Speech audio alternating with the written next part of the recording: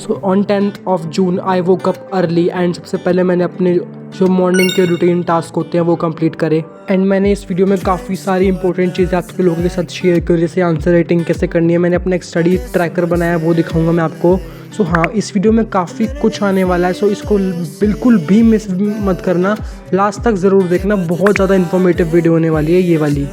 Hi everyone, welcome back to my YouTube channel. Myself Hiten and I am a CBSE 12th grade humanities student, and here on this channel I document my student life and I talk about productivity. So welcome to the new video. आज है 10th of June and this is going to be a dedicated study vlog a day. First of all, इस video के starting में सबसे पहले आपको एक important चीज दिखाना चाहता हूँ।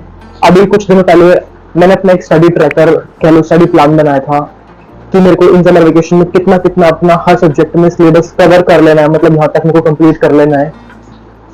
सो मैं वो स्टडी ट्रैकर आपको दिखाता हूँ। एंड मैंने बस बना के छोड़ दिया था, उसमें कुछ भी लाइक टिक मार्क या फिर उसको कुछ भी अपडेट नहीं किया था, तो आप उसको अपडेट भी करता है। मैं साथ में आपको दिखाता भी हूँ कि मैंने क्या बनाया है।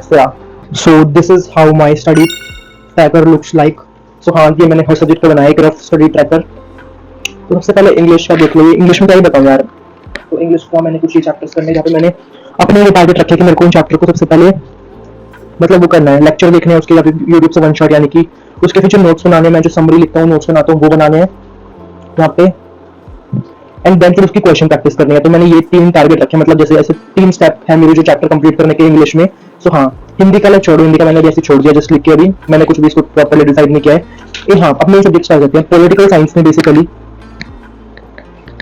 पॉलिटिकल साइंस के अंदर मैंने अपने 5 चैप्टर्स रखे हैं। वैसे तो मेरे को 6 कंप्लीट करनी चाहिए, बिकॉज हमें स्कूल से 6 कंप्लीट करने के लिए मिले हैं, इसके बाद वाला भी 6, बट मैंने ये 5 ही रखे हैं। भी मैंने बताया था आपको लास्ट वीडियो में कि अगर ये 5 में मेरे हो जाते हैं तो ये भी बहुत अच्छी बात है।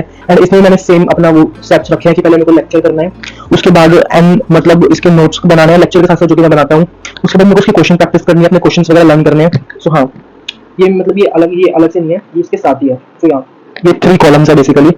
उसके बाद हिस्ट्री में मैंने अपने 5 चैप्टर्स रखे हैं। पहली बुक पूरी जो पार्ट 1 बुक है वो कंप्लीट, एंड देन पार्ट 2 का चैप्टर नंबर 5 जो हमारा आइज ऑफ ट्रैवलर्स, ये मेरे स्कूल में करवा चुके हैं। तो हाँ, बाकी मेरा 4 तक भी हो जाए वो मुश्किल लग रहा है मेरे को, बट हाँ हम पूरा ट्राई करेंगे। उसमें मैंने अपना सेम फॉर्मेट रखा है। उसके बाद फिजिकल एजुकेशन में मैंने अपने 4 चैप्टर्स रखे, जो कि पक्का ही मैं कर भी पाऊंगा, बिकॉज मैं फिजिकल एजुकेशन तो पढ़ता नहीं हूँ, तो कहाँ से ही 4 चैप्टर हो जाएंगे, बट एनीवेज। उसके बाद इको मैंने अपनी एक्सपेक्टेशन से कुछ ज्यादा ही बाहर सोच लिया है, मतलब मैक्रो में 4 chapter methods of calculating national income वाला, जो कि मेरे ट्यूशन में बाय द वे आज स्टार्ट होगा मेरी ट्यूशन में। सो हाँ, नेशनल इनकम भी हो चुका है मेरे ट्यूशन में, जो कि मैंने 3 दिन की छुट्टी कर ली थी, क्योंकि मैं बहुत पागल और बेवकूफ हूँ इसलिए, जो कि मेरा रह गया था, अब मुझे वो यूट्यूब से करना पड़ेगा। उसके बाद आईडी में मैंने 3 चैप्टर्स रखे हैं, और मेरा अभी जस्ट ट्यूशन में चैप्टर नंबर 2 खत्म हुआ है। सो हाँ, और नेशनल इनकम तो स्कूल में स्टार्ट भी नहीं हुआ था। Anyways, so this is my rough study plan कि भाई मेरे को पता रहे कि इनको क्या क्या करना है बेसिकली जून में, जो कि मैं कुछ ढंग से करने रहा हूँ by the way.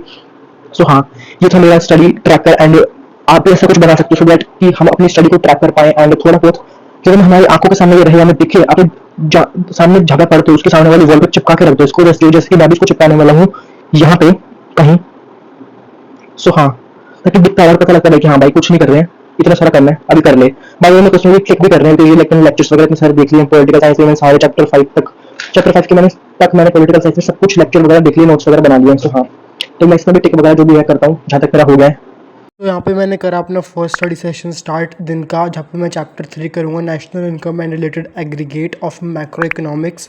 So basically क्या हुआ था ना, अभी कुछ लाइक लास्ट मंथ जब मेरे ट्यूशन में ही चैप्टर चल रहा था, स्कूल में तो अभी स्टार्ट ही नहीं हुआ है बाय द वे, बट जब मेरे ट्यूशन में चैप्टर चल रहा था तो मैंने लाइक लगातार 3 दिन की छुट्टी कर ली थी, एंड उसमें ही चैप्टर सर ने ख़त्म कर दिया था, जो कि लाइक ऑब्वियसली मेरे को समझ नहीं आया था। एंड ये लाइक माना जाता है कि जितना मैंने अपने सीनियर से सुना है कि ये मुश्किल चैप्टरों में से है इकोनॉमिक्स के। सो हाँ, इसलिए मुझे काफ़ी डर था। And the main point is कि मैं इसको काफ़ी टाइम से प्रोक्रेस्टिनेट कर रहा था कि हाँ भाई कर लूँगा, अभी थोड़ा दूसरी हो जाना था, क्योंकि मैं आईडी बुक कर रहा था, तो मैंने कहा वो करने के बाद ये कर लूँगा। बट अब मेरे ट्यूशन में इसके बाद वाला चैप्टर्स जो है चैप्टर 4 मेजरमेंट ऑफ मैक्रो वो नेशनल इनकम वाला चैप्टर स्टार्ट हो चुका है, जो उस सब में ऐसे कॉन्सेप्ट्स हैं उस चैप्टर में एंड न्यूमेरिकल्स वगैरह जिसके बेसिक्स, जब तक आपको इस चैप्टर के बेसिक्स क्लियर नहीं होंगे तो आप वो चैप्टर कर ही नहीं पाओगे, ना समझ पाओगे। और मैं ट्यूशन में खाली बैठ लाइक कुछ समझना, सर कुछ क्वेश्चन कर रहा है और मैं आंसर ना दे पाऊँ, तो मेरे को बहुत बेइज्जती फील होती है लिटरली। तो मैंने सोचा कि इसको जल्दी सी यूट्यूब से लेक्चर देख के अपना कंप्लीट करते हैं विद नोट्स, अच्छे से प्रॉपर डिटेल में समझ के, जब तक इससे पहले ट्यूशन में चैप्टर स्टार्ट हो। ताकि मैं लाइक ट्यूशन में फोकस कर पाऊँ। एंड मेरा ये सक्सेसफुल हो गया प्लान। मैंने इसको चैप्टर को बहुत अच्छे से पहले ही ख़त्म कर लिया, ट्यूशन में स्टार्ट होने से पहले ही। एंड अब मेरे को वो वाला chapter measurement of national income वाला बहुत अच्छे से आ रहा है। मेरे अब तक जो न्यूमेरिकल्स करवाए हैं सर ने स्कूल ट्यूशन में, सॉरी, वो न्यूमेरिकल्स अच्छे से बन रहे हैं, मेरे को कॉन्सेप्ट अच्छे से समझ आ रहे हैं। तो हाँ, मेरा ये बढ़िया डिसीजन था करने का इसको जल्दी। एंड देन थोड़ा पढ़ने के बाद मैंने अपना एक स्टडी सेशन लगाने के बाद एक ब्रेक लिया, बट हाँ वो ब्रेक थोड़ा सा लंबा चला गया था।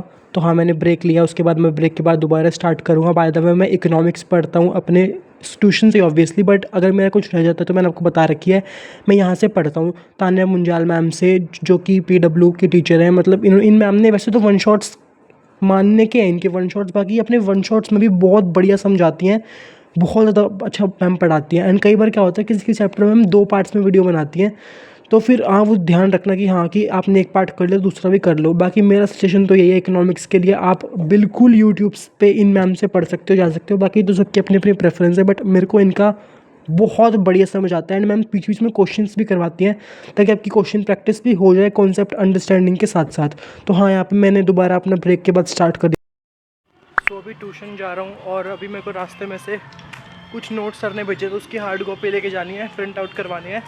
तो जल्दी से वो भी प्रिंट आउट करवाऊँगा, थोड़ा लेट हो रहा हूँ तो जाता हूँ मैं। आपसे ट्यूशन से आके मिलता हूँ। सो यस,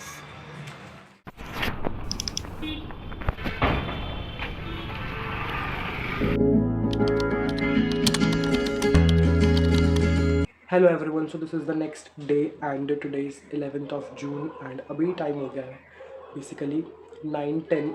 सो अभी 9:10 AM हो रहे हैं। एंड जैसे कि आपने देखा कल कुछ खास पढ़ाई हो नहीं पाई, लाइक मेरे टारगेट्स कंप्लीट नहीं हो पाए, कुछ भी पढ़ाई नहीं हो पाई। सो हम कल की जो बैकलॉग्स हैं, कल के बैकलॉग्स को आज कवर करेंगे। सो हाँ, अभी पढ़ना शुरू करते हैं विदाउट एनी फर्दर डिले। सो यहाँ पे सवालों पे मैंने अपना पहला स्टडी सेशन स्टार्ट किया, जहाँ पे मैं अपना इकोनॉमिक्स का ही कंटिन्यू कर रहा हूँ। And I receive a comment जहाँ पे लाइक आपने पूछा था कि आप भी मतलब 12th ग्रेडर और आपके भी तीनों मेन सब्जेक्ट्स वही हैं जो मेरे पास है, एंड आपको आंसर राइटिंग में प्रॉब्लम आ रही है। सो उसके लिए टिप्स दूँ। अब भाई देखो, हम सेम क्लास में हैं तो मैं आपको ऐसे कुछ टिप्स तो नहीं दे सकता हूँ, बट हाँ मैं आपको कुछ सजेशंस दे सकता हूँ। जैसे कि सबसे पहले आंसर राइटिंग में जब प्रॉब्लम आती है, जब आपके कंसेप्ट्स क्लियर नहीं होते हैं, तो आपको अपने सबसे पहले कंसेप्ट्स क्लियर करने पड़ेंगे। अब वो आप कहीं से ये पढ़ के कर सकते हो, स्कूल से, या फिर अगर कोई भी कोचिंग जाते हो तो वहाँ से, या फिर यूट्यूब से भी आप पढ़ सकते हो, लेक्चर से। तो अपने सबसे पहले कंसेप्ट्स क्लियर होने चाहिए। उसके बाद आंसर राइटिंग में एक और चीज़ है जो जिसकी वजह से हमें प्रॉब्लम आती है, जो कि है लैक ऑफ NCERT रीडिंग। जो हमारी NCERT बुक होती है उसको रीड करना बहुत इंपॉर्टेंट होता है। या फिर अगर इकोनॉमिक्स हो गई तो उसमें जो भी हमारी रेफरेंस बुक है, मतलब जो भी हमारी टेक्स्ट बुक है, उसको रीड करना बहुत इंपॉर्टेंट होता है। जब भी अभी आपने कोई लेक्चर देख लिया, आपको लगता है कि हमें वो चैप्टर समझ आ चुका है, बट ऐसा नहीं होता। मैं भी कई बार ये गलती करता हूँ और मैं इसको पूरी कोशिश करूँगा कि मैं ये अवॉइड करूँ। यूट्यूब पे वीडियोस वगैरह देखने के बाद आपको खुद से बैठ के सेल्फ स्टडी करनी पड़ेगी। NCERT को लाइन बाय लाइन रीड करना पड़ेगा, इंपॉर्टेंट चीज़ों को अंडरलाइन करना पड़ेगा। सो ये करना ही पड़ेगा। इसकी वजह से NCERT हमें आंसर राइटिंग में कई बार प्रॉब्लम आती है, और उसके लिए आप कोई भी क्वेश्चन बैंक रेफर कर सकते हो। लाइक डिफरेंट क्वेश्चन की आप प्रैक्टिस कर सकते हो, बिकॉज NCERT में इतने क्वेश्चन नहीं होते हैं। तो हाँ, आप अपने हिसाब से आपको कौन सा बेस्ट लगता है क्वेश्चन बैंक ले सकते हो, वहाँ से प्रैक्टिस कर सकते हो आंसर राइटिंग की। सो हेलो एवरीवन, अभी just I have to give you a update, या फिर इंपॉर्टेंट चीज़ मैं बताना चाहता हूँ आपको। अभी मैं बस अपना पढ़ ही रहा था और सोचा कि ये चीज़ आपको भी बतानी चाहिए ताकि आपकी भी हेल्प हो। So basically I am taking the lecture, और अभी मैम ने क्वेश्चन प्रैक्टिस करवाई थी, बट अब मैम ये चैप्टर मतलब आगे मैम डेफिनेशंस करवा रही, तो मैं आपको अभी कुछ सुनाना चाहता हूँ, तो उसको सुन लेना, जो कि बहुत ही इंपॉर्टेंट चीज़ है।